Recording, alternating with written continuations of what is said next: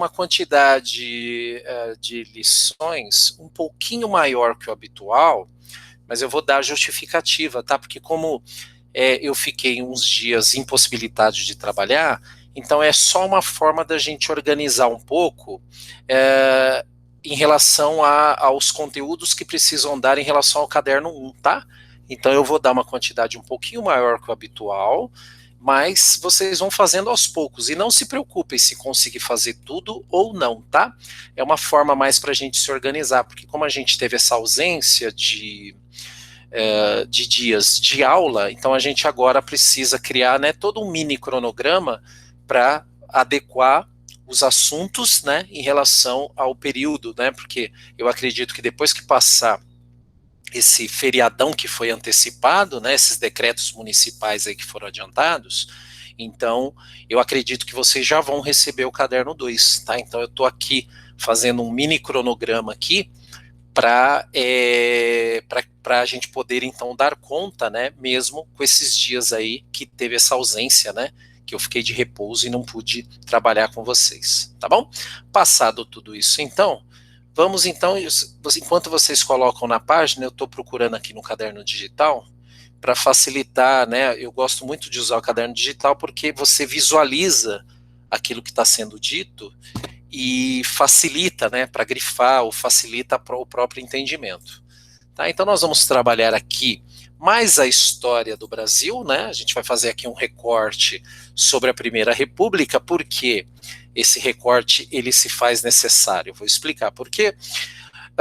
Nós estudamos a Primeira Guerra Mundial e estudamos a própria Revolução Russa, né, que são acontecimentos simultâneos a um período, mas se faz necessário também estudar o que estava acontecendo no Brasil dentro desse grande contexto. No Brasil, nós temos aí algumas políticas, né, algumas mudanças na matriz econômica, né, e o Brasil, nesse contexto, né, porque o Brasil ele inaugura a sua primeira república em 1889, né? Então, o Brasil ele já é um país republicano quando a Europa entra em guerra e quando a Rússia faz a sua revolução. Então, quando eu tenho, né, o inserir do movimento comunista e do Partido Comunista na Rússia, né, tanto é que ela se torna a União das Repúblicas Socialistas Soviéticas, né?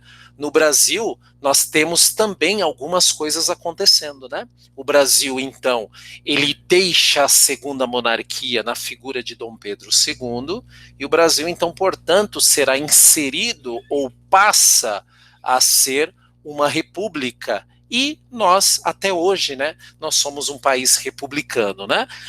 Então, para a gente entender lá na história, né, o que aconteceu em 1889, e é claro, historiador, ele faz paralelos, né? Nós estudamos o final do século XIX, mas ao mesmo tempo a gente faz as devidas considerações ao tempo atual. A história trabalha com esse ir e vir, presente, passado, passado e presente, e nada mais útil do que se estudar a própria história do Brasil para a gente entender, então, este processo. Olha só, eu sempre gosto de problematizar o título, né? Deixa eu só tomar uma água aqui.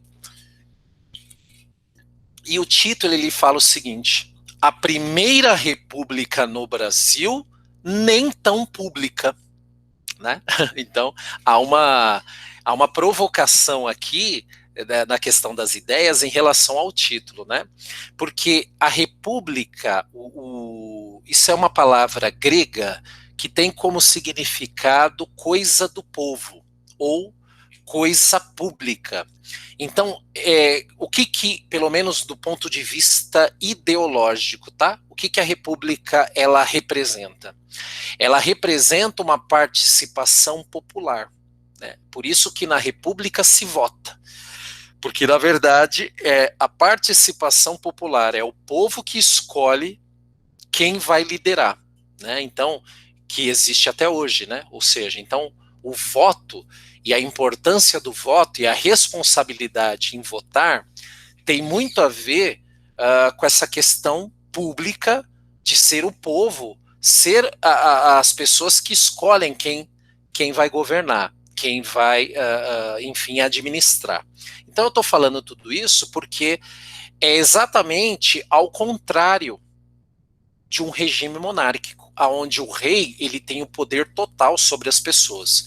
Então o Brasil ele deixa esse poder monárquico na figura de Dom Pedro II, tá?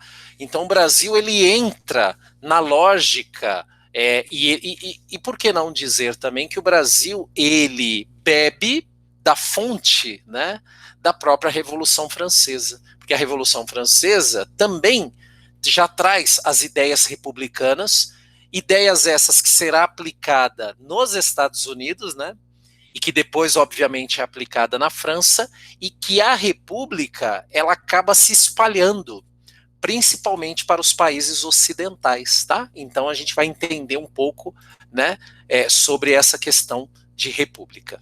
Dito então essas premissas, né, então vamos juntos aqui ver essas imagens, né? A gente tem uma imagem dessa proclamação, e nós vamos entender um pouco, né, o porquê que no Brasil acabou sendo ou não sendo tão pública assim. Vamos entender o que o título está fazendo uma provocação, né, para nós, né? Então a gente vai entender um pouco em relação a isso, tá? Uma coisa que eu quero que vocês percebam através dessa tabela eu queria que você, vou passar a fala para vocês, que é o seguinte, ó, o que está chamando a atenção nessa tabela? O que vocês estão percebendo aí que está chamando a atenção nessa tabela? Tem alguma coisa chamando a atenção? Nós temos aqui, ó, o nome, né, dos presidentes eleitos na Primeira República. Só para vocês entenderem, nessa época não era todo mundo que votava, tá? Então nós temos aqui o que ficou conhecido pela história como uma elite agrária, né? Porque aqui nós temos fazendeiros, né? Que se tornaram presidentes e governaram o Brasil. Aqui nós temos a porcentagem de população que votou, notem como está baixo, ó. Somente em 1930, né, que nós temos aqui uma porcentagem um pouco maior, mas que ainda é baixo, tá? O que mais, gente? Que dá para perceber aqui? E aqui os estados, né? O que vocês estão vendo de que tem alguma coisa chamando a atenção dessa tabela? Hein, Giovana? Tá chamando alguma coisa? Tá chamando a atenção? O que você bate o olho aqui e percebe? Tá vendo de... O que vocês podem ver ali? Essa tabela tá chamando alguma... Tem alguma coisa que chamando a atenção? O que vocês acham? Tenho medo de errar não, gente. Pode falar, pode participar. A cidade de São Paulo que está aparecendo. Né? Quem falou? Quem falou? A Júlia. A Júlia? Só parece eu acho que 5 coisas diferentes, o resto é tudo São Paulo. Aí, então, a Júlia, quem falou agora, é que quando eu tô com tela compartilhada eu não consigo identificar. Guilherme Lima. Guilherme Lima e Júlia, vocês acertaram em cheio, ou seja, então nós temos aqui uma concentração no estado de São Paulo, ou seja, no período da Primeira República foi o estado que elegeu mais presidentes, e nós temos uma outra coisa, se a gente também observar, nós temos a região sudeste praticamente dominando o cenário, né? Porque, olha só, São Paulo, região sudeste, Minas Gerais, região sudeste, Rio de Janeiro, Minas Gerais, São Paulo, região sudeste, Paraíba, olha só o Nordeste sendo representado na figura de Epitácio Pessoa, e depois região Sudeste, e aí é claro, como vocês bem colocaram, a região de São Paulo. Bem, se nós olharmos a região Sudeste hoje e entendermos a sua importância econômica, né, e isso já, de fato, e a quantidade populacional que aqui mora, reside, trabalha, estuda, já fica claro que nós temos uma tendência histórica que ajuda a explicar o momento que nós vivemos hoje. tá? E aí, é claro, quando eu estou falando do ponto de vista de importância econômica e importância industrial. Então, é claro, se você tem um presidente daquele estado, ainda que direto ou indiretamente, ele vai fazer coisas que será um grande facilitador daquele estado. E não podemos esquecer, tem uma coisa importante aí também, não podemos esquecer que se tratam de fazendeiros, tá? Então, eles sempre tinham uma política de valorização do café. Ou seja, eles usavam, e aí eu preciso falar isso para vocês, tá, gente? Eles usavam o poder público exatamente para valorizar o seu próprio negócio particular, que era o café. Tá, gente? Então, vocês podem perceber que esses fazendeiros acabaram governando para si próprios em detrimento de todo o povo, tá? Então, quando falamos em elite brasileira, quando falamos em concentração de renda, coisas que existem hoje, tá? Quando falamos em desigualdades, nós estamos falando de um processo histórico que privilegiou uma classe menor, tá?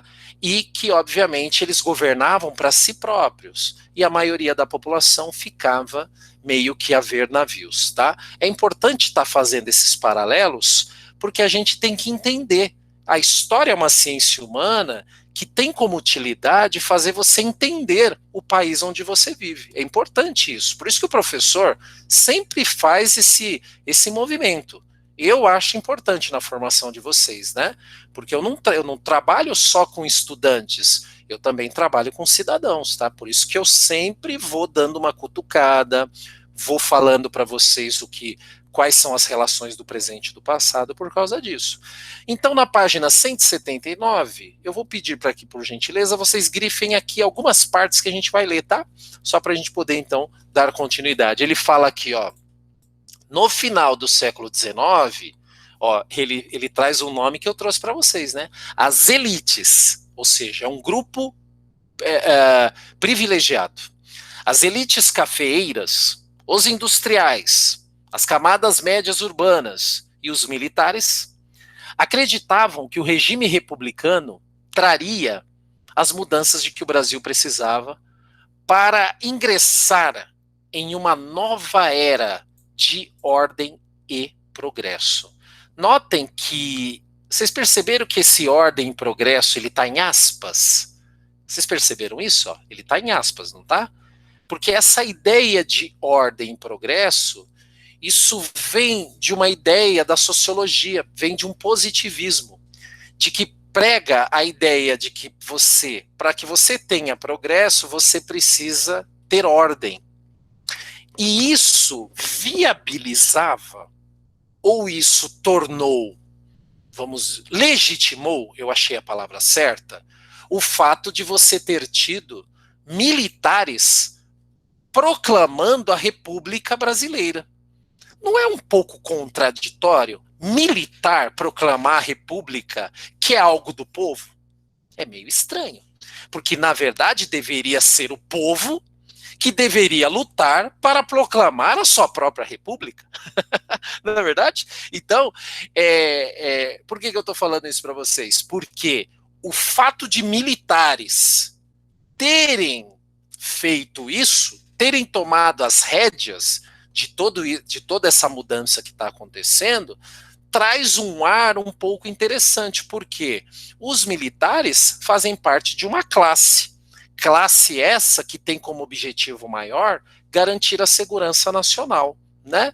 Agora, militar ser governo e outra, militar inserir a república, não sou um pouco estranho? Deixo para vocês pensarem e refletir, né? Por isso que quando a gente volta aqui em cima, olha o próprio título, o que ele fala, né? Ele fala aqui, olha, a primeira república no Brasil, nem tão pública. Ou seja, o fato da proclamação ter sido feita por militares traz essa ideia de não ter sido tão pública assim, tá, gente? Então é uma coisa que eu preciso registrar para vocês e é uma coisa para a gente poder pensar, então, nesse sentido, tá?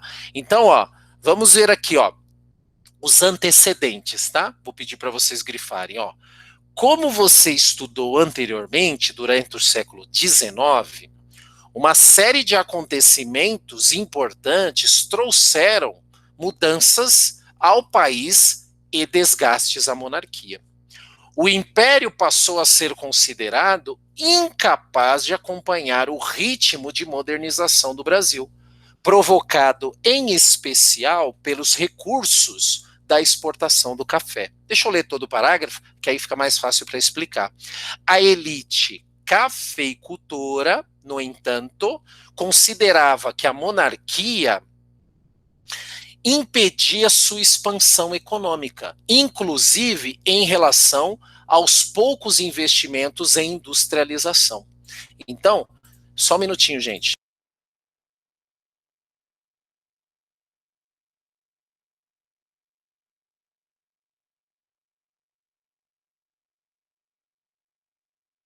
Desculpa, gente, estava passando um recadinho aqui. Então, o que acontece? Veja bem, a monarquia brasileira, no caso na figura de Dom Pedro II, ele se apoiava em três coisas. Se apoiava na igreja, se apoiava nos cafeicultores e se apoiava nos militares. Bem, então vamos lá. Os militares estão descontentes porque venceram na Guerra do Paraguai e não foram valorizados pelo Império. Então os militares ficaram de mal do imperador. A igreja já estava, como é que fala, de mal do imperador pelo simples fato de que Dom Pedro II, ele entra na maçonaria, que é um grupo que tem ideais modernizantes da época, e a própria igreja condenava as pessoas que entravam na maçonaria. A maçonaria, gente, se vocês quiserem, pode pesquisar a parte, porque foi algo que se desenvolveu muito no Brasil. Né? E os cafeicultores que estavam entrando, porque, entendo, o café, ele começa a perder preço no início do século XX, porque o café começa a sofrer concorrência, os Estados Unidos, como vocês aprenderam, com a crise da Bolsa de Nova York, e os Estados Unidos era o principal comprador, encerra por um tempo grande a compra do nosso café. Então, os pilares que sustentavam a monarquia, eles vão se desfalecer. E aí a monarquia perde o seu apoio. Por isso que a república, ela entra em cena. Porque eles acreditavam que a monarquia estava ultrapassada. Mas é claro, nós temos o que aqui? Por que a república se tornou forte no Brasil e se tornou...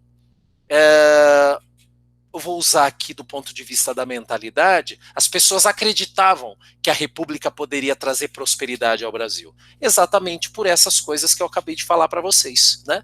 A monarquia estava em crise. E a monarquia estava em crise econômica e estava em crise de representatividade. Então, quando você tem crise econômica e as pessoas passam a não acreditar mais no rei, pronto. Você junta os elementos necessários para que aquela forma de governo deixe de existir. E foi exatamente o que aconteceu no Brasil. Tá? Continuando aqui, ó, outra coisa importante, ó, podem grifar na página 180.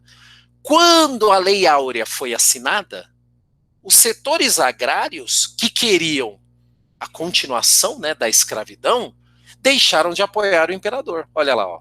Tá? Então, o imperador se enfraquece quando a escravidão ela é extinta no Brasil.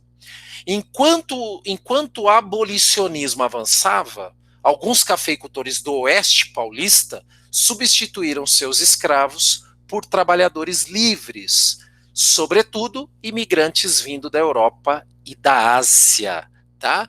Então, eles acreditavam que a escravidão era sinal de atraso.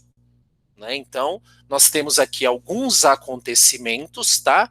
A questão das estradas de ferro que começam a se desenvolver no Brasil e a questão da imigração, que foi muito forte nesse período do Brasil. A Itália, né, como vocês sabem, a Itália passando por grandes dificuldades lá, né, crises, então acabam escolhendo o Brasil para recomeçar as suas vidas, né? Por isso que a gente tem italianos que vêm para cá, posteriormente japoneses que vêm para cá, e por aí afora, né? Então nós temos aqui alguns acontecimentos relacionados a isso. E aí nós temos até aqui uma provocação ideológica, né? República volver. Essa palavra volver é uma palavra que é muito usada nas fileiras militares. Então, quando o sargento fala, né, soldados, sentido, né, soldados, volver, né, então essa é uma palavra que é usada nas fileiras militares. Por que está aparecendo aqui? Volto a repetir, porque no Brasil nós tivemos uma pequena, para não falar grande, nós tivemos uma contradição de ter sido os militares terem proclamado a nossa república, né? É uma contradição, porque nós estamos falando de uma classe específica proclamando algo que é do povo. Querem que eu dou exemplos? O professor dá exemplos. Quando os Estados Unidos conseguiu sua independência, foi feita pelo povo. Quando os Estados Unidos proclama sua república, foi feita pelo povo. Quando a França faz a sua revolução e destitui Luís, deixa eu lembrar aqui, nós temos Luís XIV, XV e XVI. Quando nós temos a deposição de Luís XVI, né? Então, que 16, exatamente, para não errar a conta aqui, foi feito pelo povo. Então, é por isso que o livro está pegando no pé. Por isso que está falando, né? Não tão do povo assim. Porque todas as repúblicas que nós temos, que nós sabemos através da história, que se consolidaram, todas elas teve participação popular. Enquanto que no Brasil não tivemos a população popular. Na verdade, tem uma coisa que os livros, que os registros históricos falam. Dizem que o povo confundiu. Olha que interessante isso que eu vou falar para vocês. Dizem que o povo confundiu e o povo estava pensando que a proclamação da República era uma parada militar. Ou seja, o povo ouviu aqueles militares marchando, viu aqueles canhões, né, na rua principal do Rio de Janeiro, e o povo não sabia. Tipo assim, o povo ficou parado aqui, ficou de maneira... sabe quando você olha para uma coisa, mas não sabe muito bem o que está acontecendo? Então, o povo ficou olhando, né, viu aquela passeata de canhões, de soldados armados, e o povo perguntaram, o que é isso? Ah, isso é uma parada militar. Não, era a proclamação da República. Então eu estou falando isso para vocês porque no Brasil o povo assistiu, não participou. Assistiu. E outra, assistiu pensando que era uma outra coisa e que não era a proclamação da República. Dizem alguns historiadores, e aí é uma questão de reflexão, né? Cada um de vocês podem pensar da maneira que vocês acharem interessante.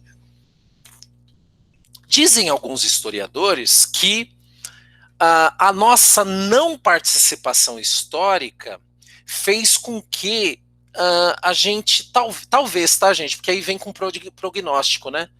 Que talvez tenha criado uma cultura do povo brasileiro não se interessar tanto em relação às eleições, meio que levar um pouco na sátira, tá? Alguns historiadores falam que grande parte da população que não se envolve no processo democrático de votação vem dessa herança, de não ter tido uma participação maior no processo revolucionário republicano. Claro que eu estou falando para vocês, não é todos os historiadores que aceitam isso, mas alguns deles já chegaram a escrever livros em relação a isso, nessa chamada passividade do povo brasileiro em algumas questões que envolvem a política, tá? Tudo só para a gente poder então pensar nisso. Bem, República Volver. Então, no dia 15 de novembro de 1889, olha só, tropas revoltosas comandadas por Marechal Deodoro da Fonseca, que ele é considerado, né, o pai da República, né, que ter fundado, ocuparam o quartel-general do Exército no Rio de Janeiro. Esse movimento militar tirou Dom Pedro II do poder e proclamou a República no Brasil. No dia seguinte, instaurou-se no país um governo provisório liderado pelo próprio Marechal Deodoro. Então, na verdade, houve essa troca de poder, mas houve uma classe que tirou o monarca, sem a participação do povo. E aqui ele fala, né, ó, e o povo? Aonde que o povo entra no processo que, na verdade, deveria ser feito por eles mesmos, né? Olha aqui que isso daqui ele traz, ó. Em frase que se tornou famosa, Aristides Lobo, o propagandista da República, manifestou seu desapontamento com a maneira pela qual foi proclamado o novo regime. Segundo ele, olha o que ele fala, ó, o povo, que pelo ideário republicano deveria ter sido protagonista dos acontecimentos, assistira a tudo bestializado, sem compreender o que passava, julgando talvez ser o quê? Uma parada militar. Tá certo, gente? Então, algo que é tão importante para o povo, porque nós estamos falando de uma república, né? Nós estamos falando de um regime que até hoje no mundo é aquele que mais o povo tem participação. O povo participa em que sentido? Tendo total liberdade de concorrer a cargos públicos, de votar, de reclamar quando de poder questionar. Professor, sua internet tá dando uma travada assim da braba. Eita!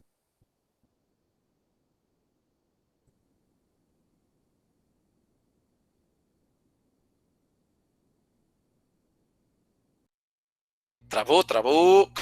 Aí, agora voltou, professor. Tava dando umas travadas.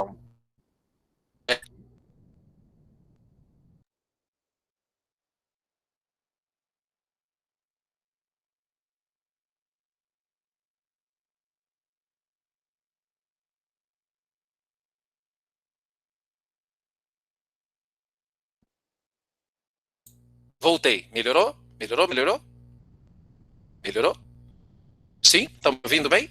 Melhorou, professor. Melhorou? Eu vou fechar um pouco a minha câmera. Não tá travando, mas sua cara tá meio quadriculada. Tá, eu vou fechar a minha câmera e ficar só no áudio, tá? Porque às vezes melhora. Porque a câmera, ela consome também a internet, tá? Melhorou agora o meu áudio? Melhorou? Tá. Vai falando aí, tá, gente? Sim, se melhorar, professor. Sim! Então tá, eu vou ficar com a câmera fechada um tempo, depois eu abro de novo para ver se restabelece a internet, tá? Isso tem um horário, geralmente meio-dia, isso eu sei porque dando aula tanto tempo em casa, a gente até, da meio-dia até 1h30 e das 6 até umas 7h30, é o horário que a gente chama de horários de pico, tá? Onde muita gente está usando a internet, então às vezes dá mesmo essas quedas. Me avisem, tá? Que aí eu paro de falar e retorno aqui, tá bom, gente? Vão me avisando aí. Muito bem, voltando aqui então, ó. Estabelecido, página 181, tá? Estabelecido o novo governo, era preciso escolher qual seria o projeto republicano, que prevaleceria, claro, né? Se você muda o governo, se passa a ser uma república, então agora você precisa do quê? De um projeto diferente. O projeto ele não pode ser mais o quê? Monárquico. Se o rei não tem mais rei... Professor, você não está compartilhando tela. Eita, que erro. Obrigado. Que erro que eu cometi aqui. Um erro crucial aqui. Pera lá. Deixa eu só compartilhar. Obrigado por avisar, viu? Então, vamos lá. Então, aqui, ó. Olha o que ele fala, ó. Estabelecido o novo governo, era preciso escolher qual seria o projeto republicano. Olha aqui, ó, onde eu estou grifando. Por quê? Ora, era uma monarquia. tinha um rei. O rei foi embora, não é mais monarquia. É uma república? Então muda o projeto. Vamos entender um pouco que projeto é esse e vamos entender um pouco se o povo, que deveria ser o mais beneficiado, vamos ver se eles serão contemplados no processo. Bem, primeiro, o dos militares positivistas, que queriam um governo centralizado e forte. Nesse sentido aqui, Pedro, você vê o povo representado ou não? Nesse parágrafo, nesse coisa. Você vê o povo representado ou não? Dos militares positivistas que queriam um governo centralizado e forte. Você vê o povo representado ali, Pedro? Ou não? Pedro, você tá aí, Pedro? Pedro? E o Pedro sumiu? Deixa eu perguntar para a Júlia. Júlia, me ouve bem? Diga. Ah, então, de novo, Pedro, ó, aqui, ó. Os militares positivistas que queriam um governo centralizado e forte. Você vê o povo sendo representado aqui? Não. Não. Acertou. Não, por quê? O que ele está falando? Os militares querem um governo centralizado neles e forte. Forte é no sentido do que qualquer coisa, né, pune. Ou seja, seria um governo que iria punir caso alguém desobedecesse. Júlia, você está me ouvindo? Está me ouvindo, Júlia? Júlia? Júlia, Acho Vitória? que ela não tá aqui, professor. Júlia, Vitória? Deixa eu ver aqui. Sofia, posso perguntar para você? Sofia, que está com a câmera aberta? Posso perguntar? Então, Sofia, vamos aqui no segundo parágrafo. Olha o que ele fala. O das oligarquias estaduais, especialmente a cafeira, que defendia o federalismo, ou seja, que os estados tivessem autonomia administrativa. Nesse parágrafo aqui, Sofia, o povo está sendo representado, sim ou não?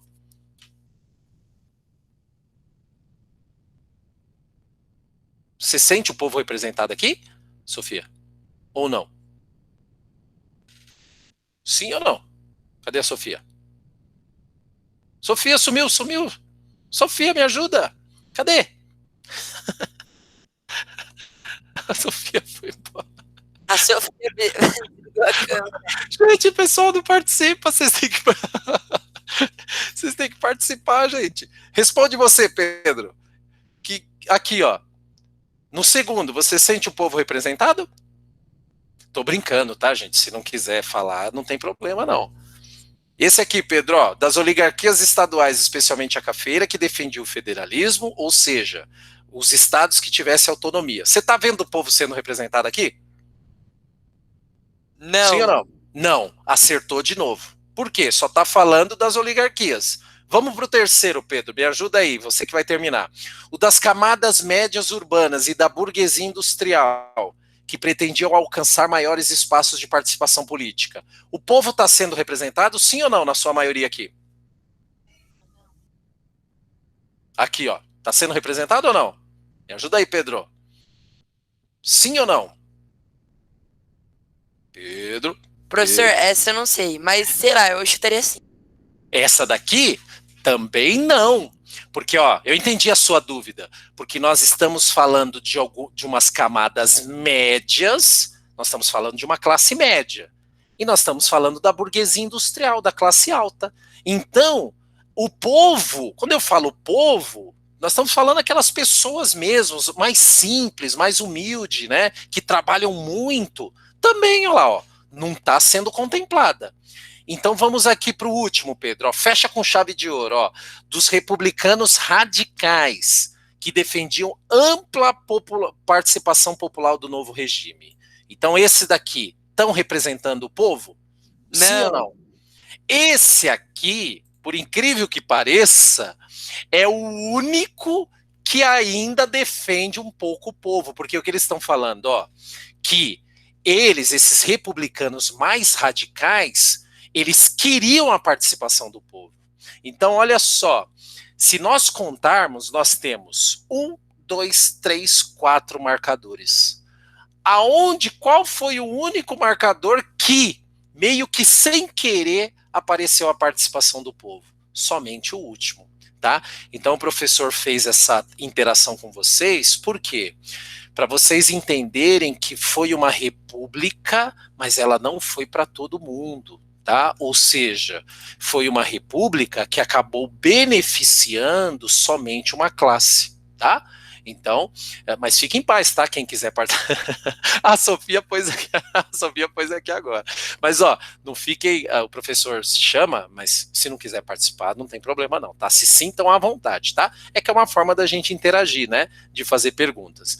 Então, ó, aqui, gente, para vocês entenderem que a República Brasileira nasce, mas mantendo velhos hábitos, né? Aqueles hábitos ali que a gente já conhece, que mantém o privilégio na mão de poucos, em detrimento da grande maioria, tá? Infelizmente, é uma realidade que vivenciamos até hoje, né? Até hoje. Então, quando a gente olha assim, né? Quando a gente vê algumas coisas que se reproduzem na sociedade, tem suas bases históricas lá. Tá bom? Tem suas bases históricas lá. Gente, esse simbolismo aqui, eu vou deixar para trabalhar numa próxima aula, tá? Porque esse simbolismo aqui tem coisas muito interessantes que eu preciso falar para vocês. E que eu não vou falar correndo, né? Só para. Então, isso eu vou falar numa próxima oportunidade. Eu vou marcar aqui, gente, algumas páginas para vocês, então, irem fazendo. Eu vou passar um pouquinho mais do habitual, tá? Mas foi o que eu falei para vocês. Como eu fiquei ausente, né, por conta da Covid, então eu vou passar por algumas, acho que por essa aula e por uma próxima, eu vou ter que passar uma quantidadezinha maior para a gente alinhar, tá? A apostila, porque logo mais vocês vão estar recebendo o caderno 2, tá? Então, páginas 173 a 177, tá? São questões, eu acredito que tenha no meio múltipla escolha, e na próxima aula a gente faz esta super correção aí, colocando, aos poucos, indo colocando a vida em ordem, tá? Então, gente, eu paro a parte de explicação aqui, deixa eu só fazer a chamada e dispensá-los às 6h15, 6h16, tá? Espero que vocês tenham entendido. Qualquer pergunta, sempre se sintam à vontade em fazer, tá? Abrir o microfone e fazer, tá? E é importante tentarem, né? Tentem fazer os exercícios, tal. Se quiser até fazer, até aqueles que eu, de repente, não passei, só para treinar mesmo, para você treinar sobre aquele determinado assunto, se sintam à vontade, tá? Fiquem à vontade aí nesse sentido. Muito bem. Nono ano B, hoje é dia 23/3. Vamos lá, então. André Kenzo. Presente. Muito bem. Diogo Matheus. Já estou vendo ele ali. Boa. Felipe. Felipe ali, ó. Estou vendo ele ali. Giovana. Também estou vendo ali. Giovana com o seu fone. Muito bonito o seu fone. Gostei. Obrigada. Gostei do designer. Gostei do designer dele.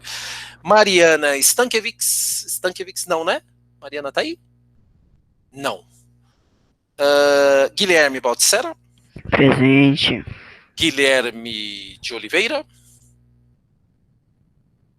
Baldissera tá aí. O de Oliveira não. Não, né? Tá. Gustavo Correia. Gustavo. Cadê esse pessoal? Tirou folga da. Vocês fizeram uma prova hoje, né? Foi a última, né? Do trimestral, né? Sofia Artemis. Estou vendo ela ali, a Sofia Artemis. Júlia Vitória. Giovana, avisa ela lá. Chama ela. Agora sim, Júlia. Eu não estava conseguindo desmontar, desculpa. Imagina, obrigado, imagina. Maria Eduarda, brincando com você. Presente. Maria Eduarda está aí. Pedro Toledo de Sá.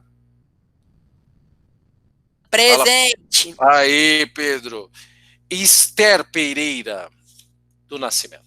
Esther. Tô aqui, professor. Chamei todo mundo aqui, pulei alguém? Não, né? Todos que estão aqui foram chamados. Muito bem, então. Deixa eu só tirar aqui a gravação. Pera lá. Deixa eu tirar aqui a gravação. Então,